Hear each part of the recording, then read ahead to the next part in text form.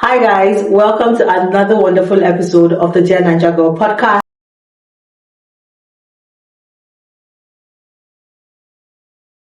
Today we're going to be talking about a topic that is very, should I say personal for me? Yes, very personal for me. We're going to be talking about juggling multiple roles as women and also being about our well-being. And today we have someone amazing in the studio. I'm going to let her introduce herself. Okay, hi ladies. I'm Yemi and I'm an entrepreneur. Yemi. Okay, hi ladies. I'm Yemi and I'm an entrepreneur. I am also a makeup artist. Before we start, I've already told Yemi to please give me her skincare routine. I need this regimen because look at that face. Okay. Look at that face. Okay, so we're going to get into this topic proper. One of the things that I've always wondered about is why women are expected to always juggle so many things and at the same time still look amazing. Like, we're expected to handle our business, handle everyone's business, and still come out looking so fresh. Let me give you an instance. For me personally, when I've had a very stressful week at work, and then with my business, and then with dealing with my family, at the end of the week, I'm not lying, I just want to lay in bed and not stand up. And I end up looking the way I feel most of the time. Exhausted, tired, cranky. In fact, I dress the way I feel. You see me one haggard t-shirt that I've been wearing for like 7 years.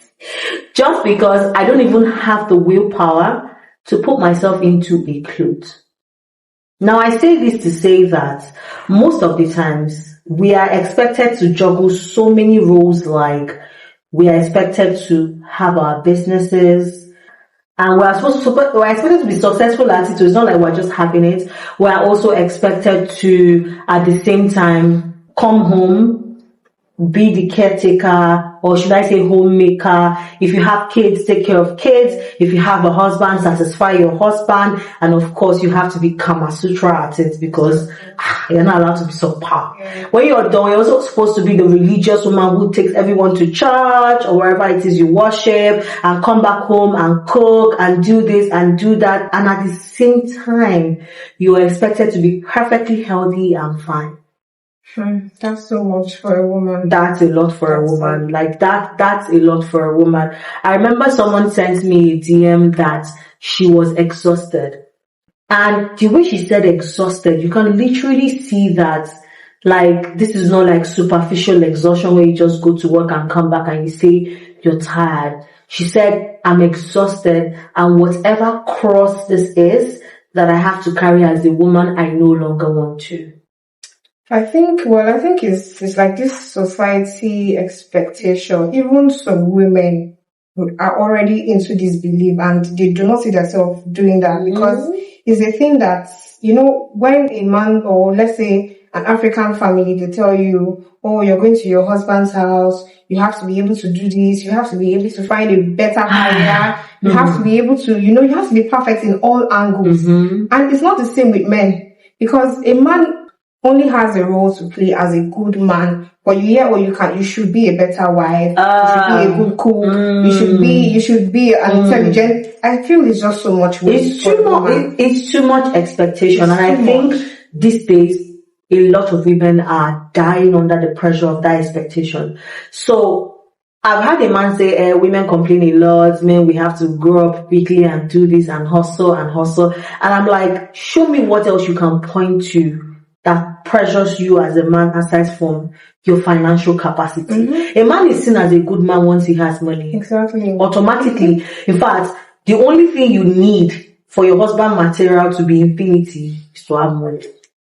And that brings us to what you bring to the table. That's it. That question upsets me. What do you bring to the table? I mean, this is a lot already. Before, when I used to date, when people ask me what do you bring to the table, I'm like, oh, I bring this degree, I bring this amount job, I bring my pedigree, I bring this. now that you're bringing your mental health. Leave mental health. Me with don't colo. Come on, ask me what I bring to the table. I bring my ovaries. In fact, I bring my womb to the table. See, the things that my womb does to me alone, in fact, the things that a woman's reproductive system does to her alone is enough to fill the table. Yeah. If I open my body and I bring out every single organ in my reproductive system, there will be no space on the table. That's too much for you. If I bring what I go through, in fact, I told somebody, someone in my office was like, "Oh my God, as a woman, like this only 1 week you rest in this." Like I say, you get 1 week. Oh my sister, you are a luxurious woman. You're getting 1 week to rest. That's a luxury. 1 week. Your body's allowed to rest for like 1 week. That's luxury. Mine gives me like 1 day max.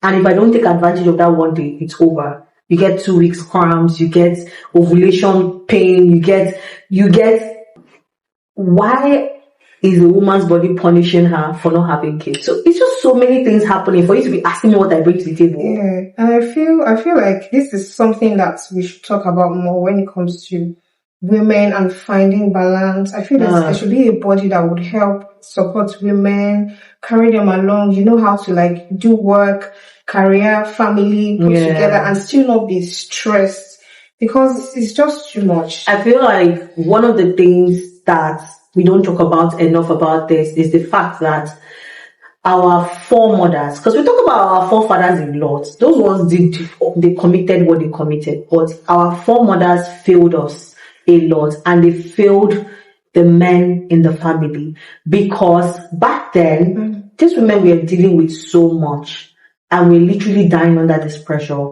but they failed to educate the men and we're more focused on educating the women, and even most of the education for the women's aspects were all lies, but they did not educate the men. You see a man say, "My mother had 9 kids. My mother did it. She went to work. She went to farm. She cooked. She did this. So what's there? Why can't you do it?" Meanwhile, what he doesn't know was that his mother probably died of high blood pressure because of all these days that she was juggling alone. The mother was unhappy. The mother was going through so much. The mother probably had like 5 miscarriages before she had 9 children. But because she did not allow this men to see this men expect that you're supposed to have 9 children at a free flow without any interruption. And anything other than that makes you less of a woman. Okay, so like men today will say, "Oh, why is it so hard for you as a woman? These are things that our mothers will do then. You cook for the family, do other stuff." And it did feel like this much of a thing that you're making a big deal. And then they just forget that.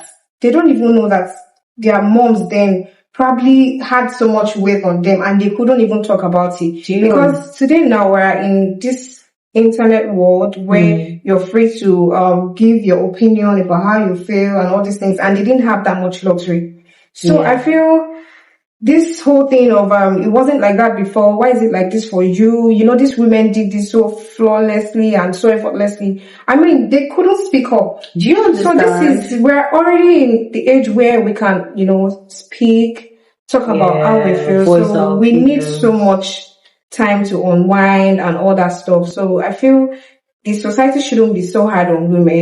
Okay, so also as a makeup artist, I've had to, be with women, work with women that I see how much effort they put into looking good, even aside the fact that they have so much to do. They want to take care of themselves, they want to look good, they want to apply nice makeup and still come out and not look like what they go through. But unlike, I mean, back in the days, they don't have to do too much to maintain beauty. Once you find a very nice soap to have your bath and all that, the standard wasn't that high. Like today, where that you have to take care of your skin. Use nice products, get flawless makeup, and still have. Oh my God, that's too much, and still keep up with home, family, and everything. It's just too much. Can we also add that all those things are very expensive, but you're also expected not to like money. Oh. Spend money on beauty, but act like you don't like money. So, and also you're expected to keep your home. If your marriage is failing, it's your fault. As a woman, if your kids are like, if you're not properly well brought up or trained, it's your fault. You automatically become anything that happens like that is just the fault is always from a woman. And that's why did you see that tweet where there's this woman that said, oh, she was trying to cook by a pregnant to woman, keep her man from internet baddies or what? Can I just say that since that whole commotion started, I have tried my very best not to step into that conversation because it's very dicey. Because number one, regardless of what your stance is, as long as it's not completely on her side, you are the enemy. But I will say this, that the expectations on women, we see it in our daily life. It's just that most of the times we don't even know what it is.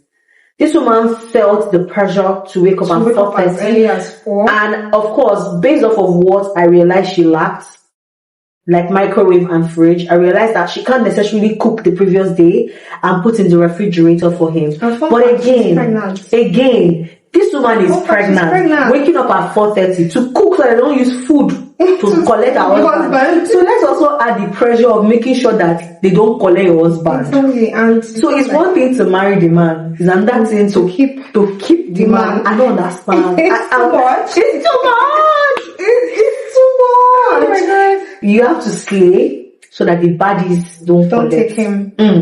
You have to cook so they don't use food to collect. You have to be a BSc holder. Go to school. And you have to know Kama Sutra. And you have to try and make sure you have small natural BBL because the BBL bodies are also there. It's too much. It's too much pressure. It's too much. Now my question is, how do we put some of this pressure on men? Because it has to go somewhere. First, I think it's about addressing it because even some men do not even understand that this is what women go through. They believe it's a norm. It's a society expectation for you to be able to carry. So I feel like addressing it first will bring them into realizing that this is an issue because some people have not even understood that. You as a woman trying to multitask, keeping home, keeping this and that looking good is so much of a stress. So addressing it could be like the first step. Until you meet the men with coconut hair. that will never listen or ever agree. But I think you're very right. One of the topics of conversations that most of my newsletter community have been urging me to address, which I'm going to as soon as I can, is how do I even put it? Okay, let me put it the way they put it. Sexual expectations and the enemy that is hormone. I need a lot of men to also understand that expectations of women come in different forms. And I want them to give us the grace that our bodies are not our own. I think one of the things I enjoy the most about watching men exist is that they have the luxury of owning their body. Women don't own their bodies. Our body was solely created for procreation. And that is why you see women say, oh, in a month, I only have 1 week of rest. Because every month that you're not pregnant, your body is punishing you. Even when you're pregnant, the baby is punishing you. Then when you now give birth, nature is punishing you. Like, your body is not your own. Reshape and try to find your body back. Girl. You have to find that body back. Girl, you're not finding the body back. But the society will tell you have to. Do you understand? And there was a woman that put to bed and I asked her how she's working towards getting her body back. And she says, childbirth is like going into a room and coming out with a new body without a manual. So you have this new body that you don't know. There's no manual. How do you know it? You now have to start learning your body again. And most men don't understand that what this means is that you're like a newborn baby, but with a more developed mind and awareness. But you have this body that no one is teaching you how to know or use. When you're a child, your parents will teach you how to do things with your body. This one, nobody's teaching you. You're just there, just learning. But men don't understand. I've been celibate for 9 months. I'm horny. Okay, how about me? You don't even know what sexual urge is until you've learned that body and you've learned your new hormone, and your body is now, your hormone is now Used to it. do you understand? I feel as a woman, what you need to do is you need to find time for yourself and prioritize self-care. Self-care goes a long way. As much as it seems like it's normal, it's also a form of therapy to unwind, to feel better. You know, we have so much to take care of. Take care of your home, take care of work, business, take care of your family, take care of your parents. So also prioritize taking care of yourself. Self-care will really go a long way.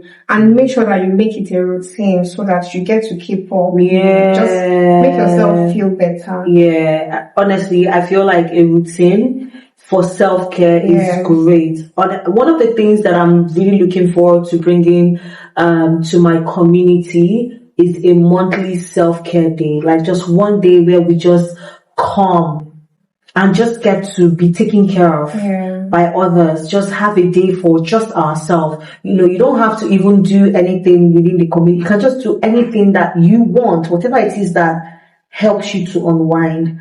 And one thing I know I will bring out my last card and pay for if they bring it to this country is I don't know how to put it, or should I say a female therapist? And when I say a female therapist, not like a regular therapist, more like a hormonal therapist, if that makes sense. I want someone I can get to tell, a gender therapist.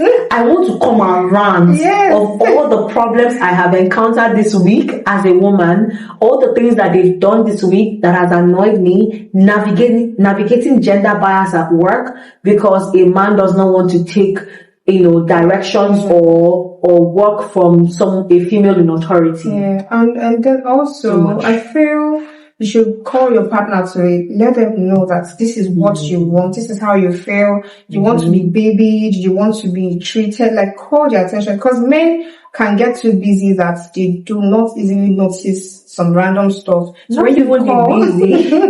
Men are very oblivious, and it's not their fault. They're even oblivious to things that impact them as men. Yeah. So if you don't call, that's why they add them as firstborn. When they say, how many children do you have? You say, I have 4 plus my husband 4. He's the first child. Because no, you literally have to treat them like babies. Because the honest truth is that most men never got to be children. Same way a lot of first daughters did not get to be children. We had our childhood stolen from us because of expectations. So men were expected to grow up and be the man of the house. Women were expected to grow up and take care of the house and all that stuff. So you need to properly orient them, because even the men that assume that they know all this don't actually know.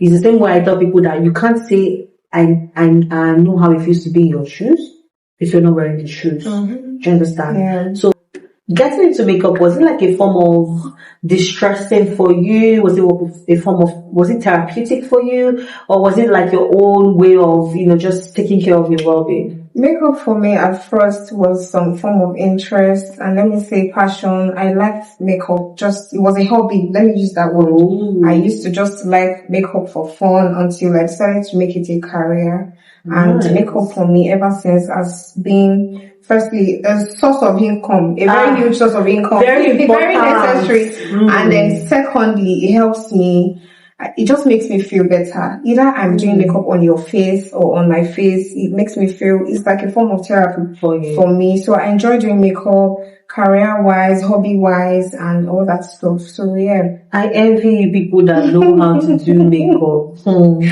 I said last year that one of my resolution for last year was to learn how to make up. This year, I'm not having resolutions again because my last year resolutions were in the trash. But aside from makeup, what else do you do? Yeah, I also I'm a jeweler. I sell jewelries. I sell accessories. I should have known. I mean, look at this on your ear. It's so lovely. Thank you. So, being a makeup artist and then having to manage a jewelry store hasn't been easy.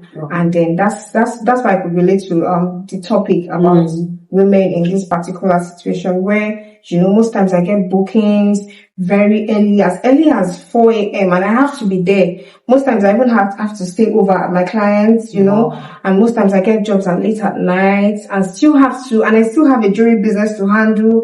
I have deliveries and all that stuff. So it's just a big So thing. imagine doing all this and then still having so much more expected of you to do. And the first one. Welcome. We crown her the vice president of the first daughter. See, I don't know how to explain it, but you just have to be it to know it. Mm-hmm. I told someone that there was one day like this that this my first daughter crown. They put it on my head and they did not let it come down. And I realized that I could now relate to Esau. Only God know what that guy saw, and so that is best, right? No, first daughters in this country especially are the real MVP. Well done. So now you have the normal expectation for women, and then you now have the expectation for first daughter. I don't think I've seen a first daughter that does not have multiple businesses. No, you have to. Even if you can't even be lazy. Even if you want to be lazy or you want to slack, you have the drive and the motivation to do something. No. As in being the first one is not easy. Well done. Thank you. So you have your makeup, you have your jewelry business. Wow. How's that going, by the way? It's fine. It's fine, Abby. I mean, you're waking up at 4 o'clock. It has to be fine. It has to be fine. It has to. Well done. And it has to involve so much money. Me, my hands are so many pies. I don't even know. I'm tired. But thank you so much. Thank you so much for being here with me. Thank you so much for sitting down and gisting us. Honestly speaking, I really want to hear a lot more about your makeup business. Do you travel? Yeah, I do. I travel. I take bookings. Wow. Within Nigeria and outside Nigeria.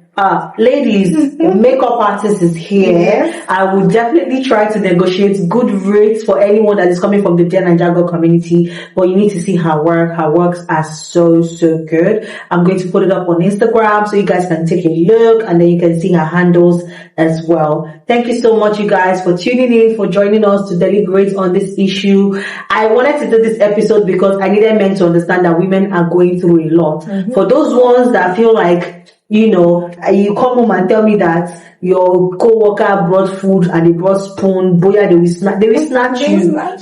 They will snatch you because where is that energy to be doing all that from? I need men to be able to handle their business so that women can also handle their business and also have enough time for our well-being. And please, when you see women that like money, give them money. If you see people that don't like money, leave them alone. Don't be asking, are you a gold digger? We are all gold diggers because we are each all digging for our individual goals, right? Yes. Thank you for coming to our Tech Talk. So see you guys on another episode. Thank you so much for tuning in. Bye.